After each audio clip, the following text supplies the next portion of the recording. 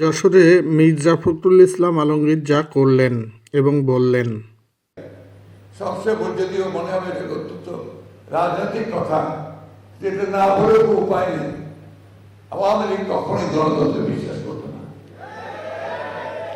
আওয়ামী লীগ গণতান্ত্রিক দল নয়, তাদের শুধুমাত্র খোরসটা গণতান্ত্রিক ছিল, তাদের গণতন্ত্র লেখা গণতন্ত্র ছিল।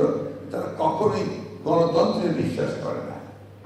তারা প্রমাণ করেছে স্বাধীনতা যুদ্ধের সময়, যুদ্ধের পরে এবং সাম্প্রতিক 16 বছরের ইতিহাসে।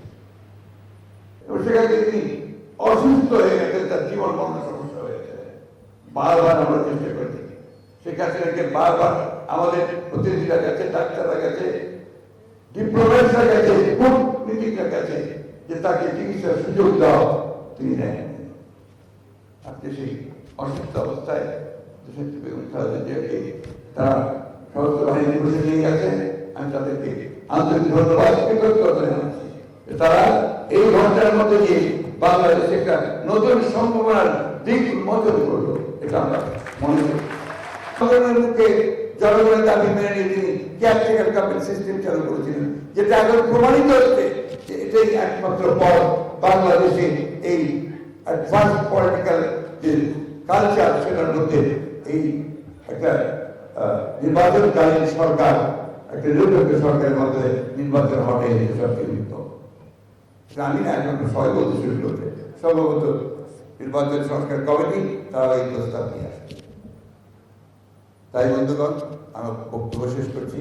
আমি আজকে সত্যি অত্যন্ত আনন্দিত, গর্বিত বোধ করছি যে আজকে আপনাদের যশোরের মানিক দাঁড়িয়ে আমি কথা বলার সুযোগ পেয়েছি।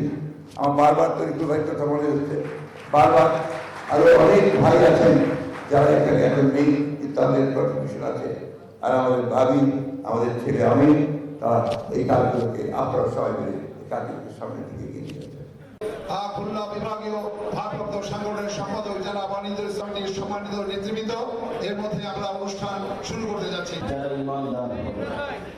যারা সব কার্যাবলী নির্দেশাবলী প্রদান করবেন এবং তাইলে এই 16 বছর যে অসামান্য রাজনৈতিক ত্যাগের মধ্য দিয়ে তাদের সমর্থন এবং তাদের অধিকার, আমি মহাসচিব মহোদয় এবং ভাইস চেয়ারম্যানের দৃষ্টি আকর্ষণ যে শুধুমাত্র কি এই আত্মত্যাগ এবং শরীর অন্যত্র রাখবেন।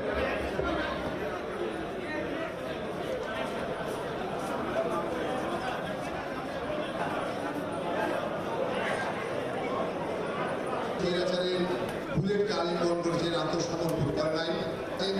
ইমতিয়াজ আহমেদ জাবিরের পরিবারের টেলিভিশন পত্রিকাগুলো কাদেরকে অনুমোদন দিয়েছিলেন, সেগুলোকে নিয়ন্ত্রণ রাখতে পেরেছিল কিনা এবং তারা কেন ব্যর্থ হয়ে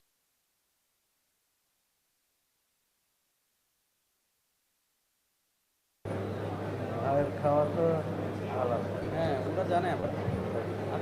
হ্যাঁ, বলছিলাম আমার আমি তো আত্মীয়, কিন্তু আমি তো দেখা করতে যেতে পারছি